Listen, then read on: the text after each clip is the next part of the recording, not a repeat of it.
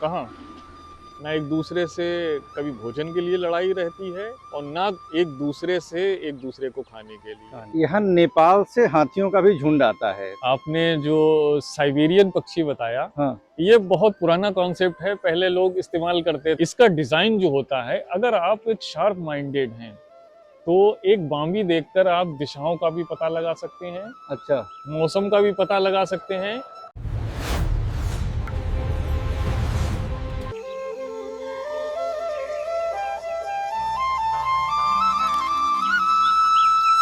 अख्तर जी, पीलीभीत के इस जंगल को तराई का एरिया कहा जाता है, तराई का जंगल कहा जाता है। जी। तो इसकी बुनावट, इसकी भौगोलिक जो परिस्थितियाँ हैं या भौगोलिक स्वरूप है, वो दूसरे जंगलों से कैसे भिन्न है, कैसे अलग है?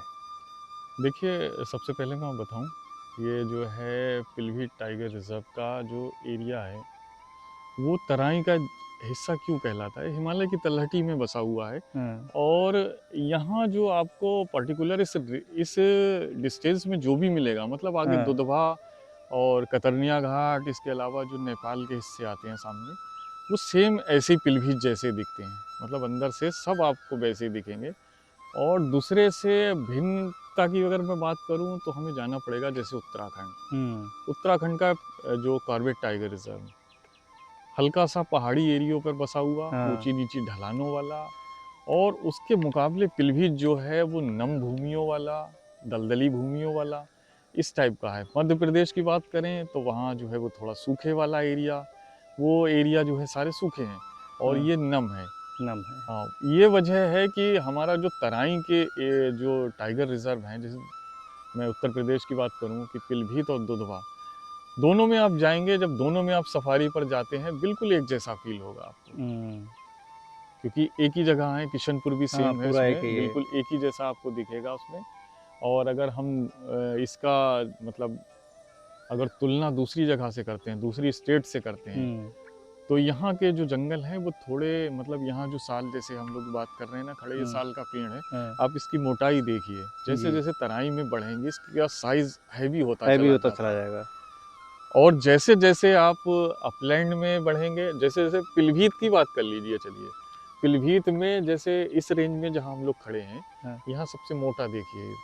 और ये जो है सबसे लास्ट आप रेंज में जाएंगे जहाँ थोड़ा हाइट थोड़ी बढ़ जाती है, वहाँ इसका साइज छोटा हो जाता है। छोटा हो जाता है। यही वजह है कि जैसे जैसे आप हाइट पे जाएंगे, इनका साइज छोटा होता चला जाएगा उसमें। हम्म। और जैसे जैसे नीचे जाते हैं हम लोग तराई के हिस्से में, इनका हाँ, साइज बड़ा होता बड़ा चला होता जाता है। चला। ये मुख्य घासों की अंतर है। वैरायटियां भी बढ़ती चली जी। जाती हैं उसमें। यहाँ जो घासों की वैरायटियां हैं, उससे ज़्यादा आपको दुधवा में मिलेंगी, हम्म। उससे ज़्यादा जब आप चितवन जाएंगे वहाँ वहाँ मिलेंगी। मिलेंगे। अब जब ऊपर जाएंगे, ऊपर के हिस्से पर, तो थोड़े घासों की वैरायटियां भी कम हो जाती हैं। हम्म। वजह यही है कि थोड़ा दलदली भूमियाँ, ये सब।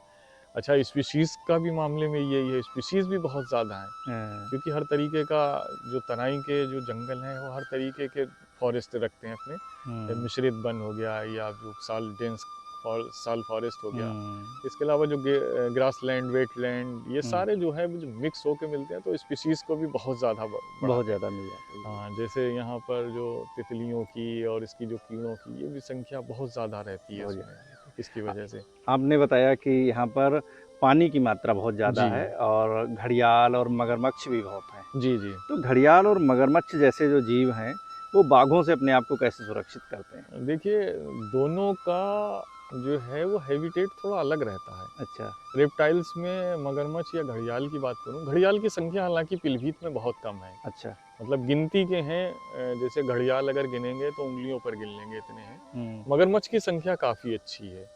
और रही बात टाइगर और उसकी आपसी लड़ाई की, तो इनके बीच में ऐसा कोई खाने को लेकर कोई ऐसा मतभेद नहीं है, क्योंकि टाइगर का प्रेवेश अलग रहता है और मगरमच्छ का अलग रहता है। तो आपसी लड़ाइयाँ पीलीभीत में देखने को आज तक मेरे नज़र में तो आई नहीं नहीं है आई है। इसमें। जी, जी। तो जो आपका मगरमच्छ है वो आराम से पानी में सरवाइव करता है, और टाइगर जो है वो जंगलों में। जी, जी, जी। ना एक दूसरे से कभी भोजन के लिए लड़ाई रहती है और ना एक दूसरे से एक दूसरे को खाने के लिए। खाने के लिए। जी। कहाँ? आराम से, आराम से, आराम से, आराम से, आराम से, आराम से, आराम से, आराम से। यहाँ नेपाल से हाथियों का भी झुंड आता है, तो मैं जी। हाथियों की उन विशेषताओं के बारे में, किस कॉरिडोर से गुजरते हैं वो, कितना यहाँ रुकते हैं, वो जानना चाहता हूँ। देखिए, हाथियों के विषय में मैं बताऊँ आपको, पहले जहाँ तक मेरे हिसाब से जो है मेरा जो मैंने बताया कि मेरा 30 साल का अनुभव है, उसके हिसाब से मैंने तीसों साल लगातार इनका जो है वो आना-जाना नोट किया है। अच्छा। इससे पहले जो हमारी पिछली जो पीढ़ियाँ थीं, जो हमारे दादा-बाबा थे, वो बताते थे कि नेपाल से लगातार हाथी यहाँ आते हैं। लेकिन पहले क्या होता था कि वर्षा के टाइम में हाथी आते थे हुँ, और पीलीभीत में आकर यहाँ से किशनपुर जाते हुए हुँ। और किशनपुर से वापस आके फिर नेपाल चले जाते थे। आज जो है वो थोड़ी स्थितियाँ बदल गई हैं। अच्छा। अब वो जो हाथी नेपाल से आता था वो यहाँ परमानेंट है। आज की डेट में भी हम लोग जब बात कर रहे हैं, आज की डेट में भी माला रेंज में जो है वो संख्या इनकी बनी हुई है। अच्छा, वो 2-4 रुक गए हाथी हैं, स्थायी हो लगातार गए। यहीं के परमानेंट हो गए इसमें। अच्छा।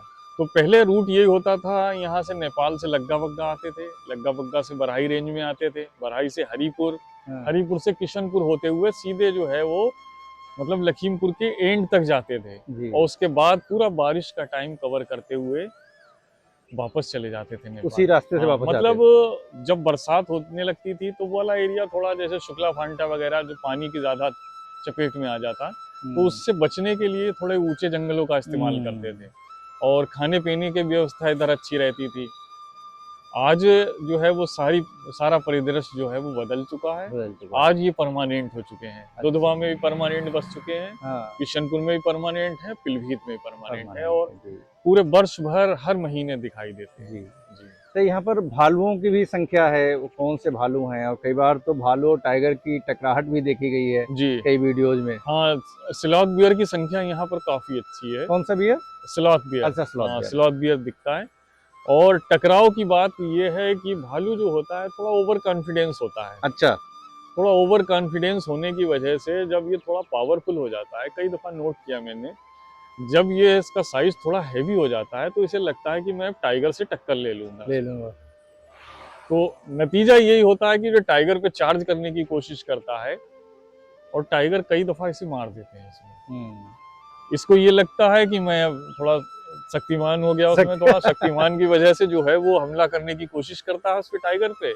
हालाँकि दोनों को आपस में कोई प्रे बेस को लेकर आपसी लड़ाव नहीं है। हाँ। कोई भी ऐसी लड़ाइयाँ नहीं है क्योंकि हुँ। भालू जो है वो आपको पता है ओमनीवोरस है उसमें और वो सभी तरीके की चीज़ें खाता है और ये फल-फूल भी खा लेता है, सड़ा गला मांस भी खा लेता है, हाँ। छोटे जीव भी खा लेता है, शहद, दीमक ये खाता है और टाइगर का हमेशा जो है वो शिकार अच्छे जानवर रहते हैं। अच्छा। वाइल्ड बोर मारेगा, स्पॉटेड डियर मारेगा, हुँ, नीलगाय मारेगा, तो हुँ। उसका एक लेवल थोड़ा ऊँचा है।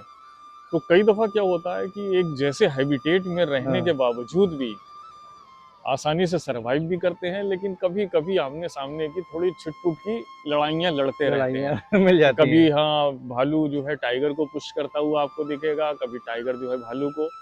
लेकिन कभी जब ये होता है कि टाइग्रेस या कोई चिढ़ा हुआ टाइगर जो हैवी टाइगर है, उससे ये लड़ने की कोशिश करते हैं तो फिर मारे जाते हैं इसमें। हुँ। कई दफ़ा मैंने खुद टाइगर का ऐसा स्केट देखा है जिसमें भालू के बाल और उसके नाखून मौजूद थे। यानी टाइगर ने भालू को मारा भी और उसके बाद खाया भी। हाँ। ये भी स्थितियाँ सामने आई हैं इसमें।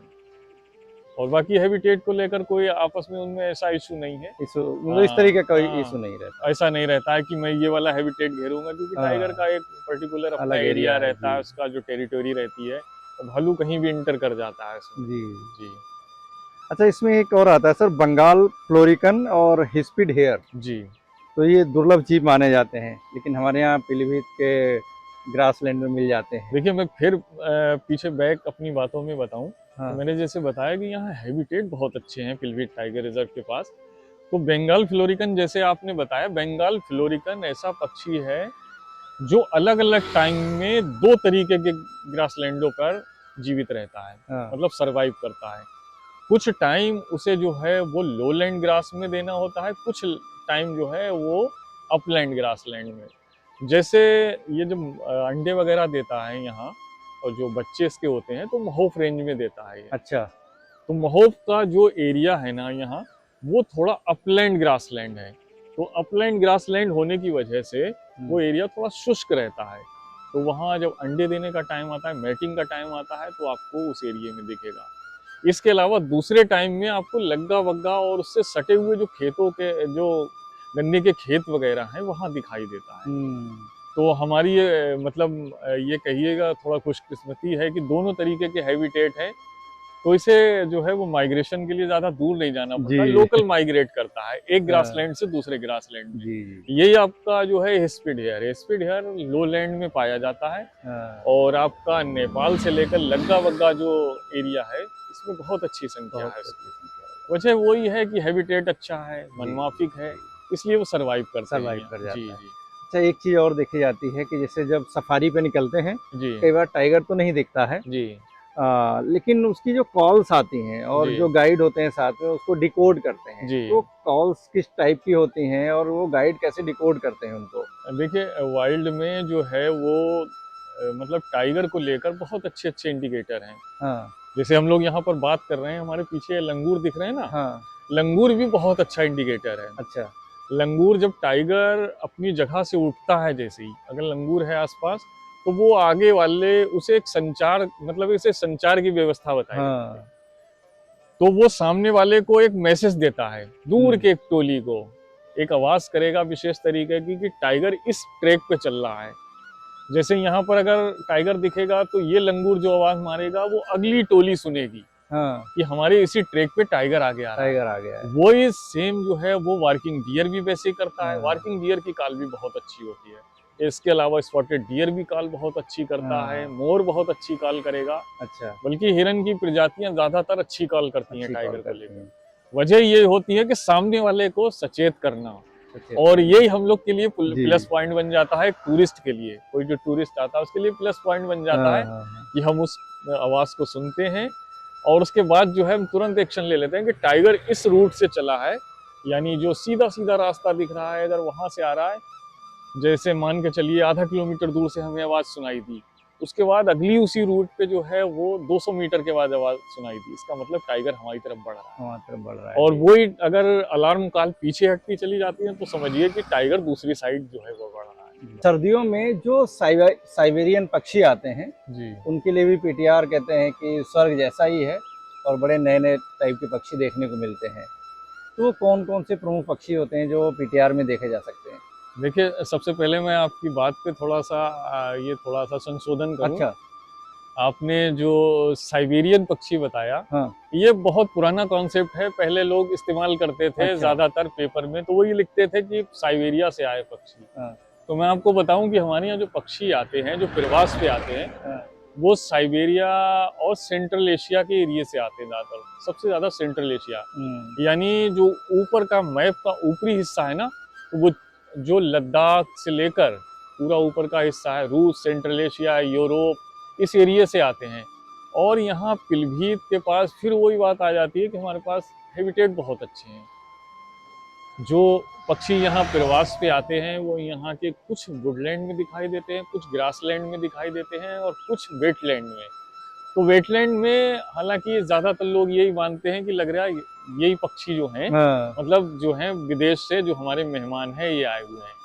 तो उसमें जो है शारदा सागर डैम जो है एक प्रसिद्ध एरिया है। हुँ, वहाँ लगभग मैं आपको बताऊं, जब मैंने कंजर्वेशन अपना स्टार्ट किया था तो एक बार में 50,000 60,000 की संख्या होती थी हुँ, इनकी। अभी घटी है वो, करंट में जो है अभी उसकी संख्या में काफ़ी मतलब कमी आई है। हुँ, लेकिन फिर भी जो है अभी 10-12 हज़ार के आसपास पक्षी आते हैं। उसमें वो आपकी कूट ले लो या इसके अलावा जो आपकी पोचार्ड की common pochard, red crested pochard, इसके अलावा टफ्टेड डक हुँ, और बहुत से जो हैं वो मतलब 20 की बहुत सी नस्लें आती हैं। और अगर हम लोग ग्रासलैंड की बात करें, ग्रासलैंड में बहुत तरीके के जो हैं वो आपको फ्लाई कैचर वगैरह देखने को मिलते हैं। ये इसमें सर्दियों के मौसम में तो जी, एरिया ये समझिए सर्दियों में सारा पूरा एकदम प्रवासी पक्षियों से गूंज उठता है। गूंज उठता है। और ये लगभग 100 के आसपास स्पीशीज जो है हमारे यहाँ अच्छा, पीलीभीत में प्रवास पे आती हैं। शीतकालीन जो प्रवासी पक्षी हाँ, हैं हाँ, हाँ, वो लगभग 100 के 100 आसपास के हैं। आसपास जी है। वाह! अच्छा, एक चीज़ और देखी जाती है यहाँ पर जो पीटीआर में सबसे प्रसिद्ध जो जगह है, जी चूका बीच। जी तो कई बार ऐसा नहीं लगता कि जो चूका बीच में पर्यटक आते हैं उससे जो यहाँ के स्थानीय पशु हैं, पक्षी हैं, जी जी उनकी प्राइवेसी में दिक्कत आती है। जी। बिल्कुल आपका सवाल अच्छा है उसमें, और आपकी जो मतलब उसके प्रति संवेदना है वो भी मैं समझ सकता हूँ। यही जी। जो आपका क्वेश्चन उठाया हुआ है, ये हमारा भी क्वेश्चन शुरू से रहा है। हाँ। क्योंकि जब चूका का जब से निर्माण किया गया है, जब से, मैं सबसे पहले उस हैबिटेट के बारे में बताता हूँ कि बहुत अच्छा हैबिटेट होता था। साल रीजनरेशन का उससे अच्छा पीलीभीत में कोई एग्जाम्पल नहीं है जहाँ चूका को बसाया गया है। तो जाहिर सी बात है, जहां आपका जंगल दोबारा सांस लेने के लिए तैयार हो रहा है, उस एरिया पर आप टूरिज्म बढ़ाओगे तो वो नुकसान होना है। नुकसान होगा। उससे काफी नुकसान हुआ है हम लोग का, क्योंकि कई स्पीशीज ऐसी हैं वहां से दूर हटी हैं इसमें। पहले वो एरिया बहुत अच्छा था, और जब जैविक दबाव आएगा, बाहर से लोग आएंगे, पॉलीथीन आएगी, पोल्यूशन आएगा, तो जाहिर सी बात है उस एरिया पे थोड़ा सा नुकसान तो होना है। नुकसान हो जाएगा जी। तो हम लोग के भी मतलब, अगर मैं अपने पॉइंट ऑफ व्यू से कहूँ कि हमारे भी नज़र में चूका कभी एक अच्छी जगह नहीं रहा इसमें, और ना उसका डेवलपमेंट हमारा कभी अच्छे उसमें शामिल रहा है एजेंडे में। हम तो यही चाहते हैं कि हमेशा जो है कि चूका पर अगर सफारी को बैन किया जा सके, या उस एरिया को बिल्कुल बंद कर दिया जाए, बल्कि डे विजिटर भी ना जाए वहाँ उसमें, और एक उसे शांत छोड़ दिया जाए, तो वो धीरे धीरे करके फिर से एक बार सरवाइव कर लेगा। पीटीआर पीलीभीत टाइगर रिजर्व के बारे में आपसे बहुत सारी बात की, लेकिन एक सबसे महत्वपूर्ण बात जो मुझे लग रहा है जिस पे बात जरूर होनी चाहिए, और मैं भी आपका एक आर्टिकल पढ़ रहा था, उसमें भी आपने जानकारियां दी हैं, और वो है यहाँ की बाम्बियाँ, यानी जिसको पढ़े लिखे लोग टर्माइट हिल के नाम से जी जानते जी। हैं। और आप किधर रास्ते पे चले जाइए तो बहुत सारी टर्माइट हिल मिल जाती हैं। तो ये क्या है, इसकी पूरी संरचना के बारे में जानना चाहता हूँ आपसे। देखिए, टर्माइट यानी दीमक के जो घर होते हैं, हाँ। उसके विषय में थोड़ा सा अगर मैं विस्तार से बताऊं, तो जो कॉलोनियां होती हैं, ये समझिए कि एक जैव विविधता का पूरा स्पॉट रहती हैं इसमें। वो पूरी जो पूरा, हाँ, कॉलोनी। मतलब जो बाम्बी जो है, बहुत चीज़ों को सपोर्ट करती है इसमें। सबसे पहले इस कॉलोनी की थोड़ी संरचना संरचना को समझें। इसका डिज़ाइन जो होता है, अगर आप एक शार्प माइंडेड हैं, तो एक बाम्बी देखकर आप दिशाओं का भी पता लगा सकते हैं, अच्छा। मौसम का भी पता लगा सकते हैं कि पीलीभीत टाइगर रिजर्व में अगर एक बाम्बी है उसकी, जिसे हम लोकल में हम लोग भी बाम्बी बाम्बी बोलते हैं बोलते इसमें, हैं। अगर एक बाम्बी है, तो उसकी संरचना जो होती है, जो ऊपर का स्ट्रक्चर होता है, उसको देखकर आप पता लगा सकते हैं कि पीलीभीत टाइगर रिजर्व में बारिश किस तरफ से ज्यादा होती है। यानी अच्छा। उत्तर से ज्यादा होती है, पूर्व से ज्यादा होती है, पश्चिम से ज्यादा होती है। उसकी संरचना को सबसे पहले आप ये समझ सकते हैं, हाँ। अच्छा अनुमान लगा सकते हैं आप। हाँ। और इसके अलावा बारिश किस हद तक होगी, ये नई बनने वाली बाम्बी आपको बताएगी कि बारिश किस हद तक होगी इस बार। यानी मौसम की सूचना की सटीक जानकारी के लिए अगर आप बाम्बी को स्टडी करते हैं, हाँ। तो वो सारा आपको बता देगी कि मतलब इस बार जो है सूखे की स्थिति आने वाली है या बारिश की हाँ। अधिकता होगी। दूसरी बात, ये एक ऐसा एरिया रहता है बाम्बी का, जैसे मैं बताऊं कि वह बहुत बड़ा एरिया मतलब एक कवर करते हैं। आपने जैसे दीमक के बारे में पढ़ा होगा कि एक सोशल जीव है, वो इंसेक्ट है। वो अंदर रहते हैं, उनकी रानियां होती हैं, उनके सैनिक होते हैं, काम करने वाले होते हैं। एक तो सबसे पहले जो जमीन की सड़ी गली पत्तियां होती हैं, जो सड़ी गली जो लकड़ियां होती हैं, उसमें उसको सबसे पहले प्रोटीन में बदलने का काम करते हैं। वो खाकर जो अंडे और बच्चे देते हैं, वो जंगली जीवों के लिए प्रोटीन का काम करता है। बाम्बियों पर यहाँ के भालू बहुत ज्यादा निर्भर रहते हैं। आप अच्छा। अगर सर्दियों में यहाँ की विजिट करेंगे, तो आप देखेंगे किसी ट्रैक पे अगर बाम्बियां टूटी हुई हैं, लगातार टूटी हुई दिखेंगी, तो इसका मतलब यहाँ पर भालू काफी अच्छे हैं। सर्दियों में खूब अच्छी तरीके से प्रोटीन लेने के लिए भालू इनकी बाम्बियां तोड़कर इनको खूब खाते हैं। खाते हैं। इसके अलावा जो हमारे कुछ ऐसे फ्रैंकलिन टाइप के जो जो तीतर की स्पीशीज हैं, वो इन बाम्बियों को तोड़ के उसके दीमक को खाती है। मोर खाते हैं। हाँ। इसके अलावा सांपों, नेवलों के लिए ये बाम्बियां एक आश्रय का काम करती हैं। हाँ। छोटे जीव जो है, इसमें आपने देखा होगा कभी साइडों से जो है कि कहीं से खुला हुआ सा रहता है, तो वो जाके अंदर अपने आप को अपने आप को मतलब छुपा के रखने की एक जगह बनाते हैं। जगह बना सकते हैं जी।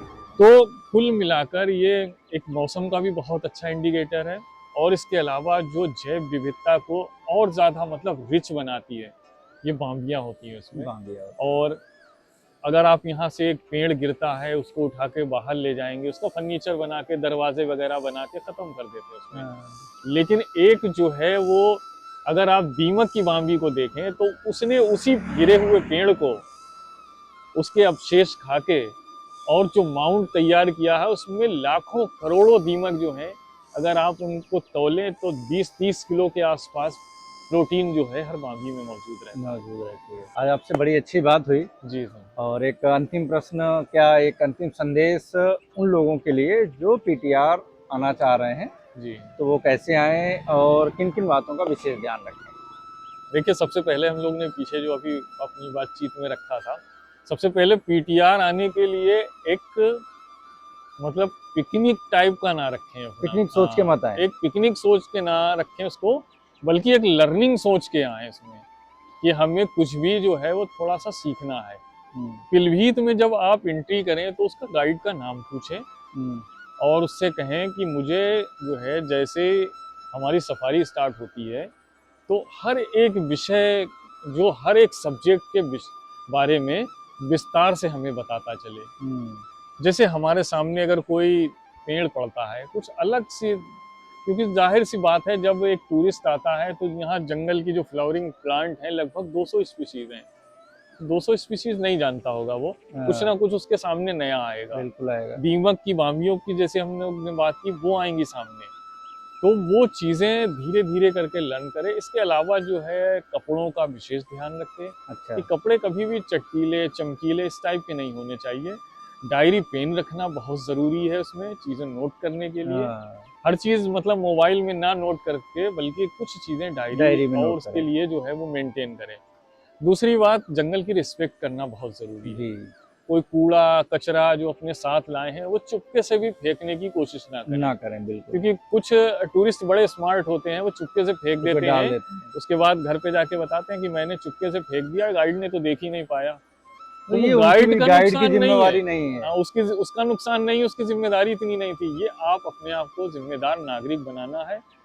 और बाकी इंसेक्ट से लेकर, रेप्टाइल से लेकर, बर्ड से लेकर, जो भी है टाइगर तक, आप सब चीजें देखो, सब चीजों के विषय में सोचो, और एक अच्छे मतलब एक अनुभव लेके जाओ यहाँ से।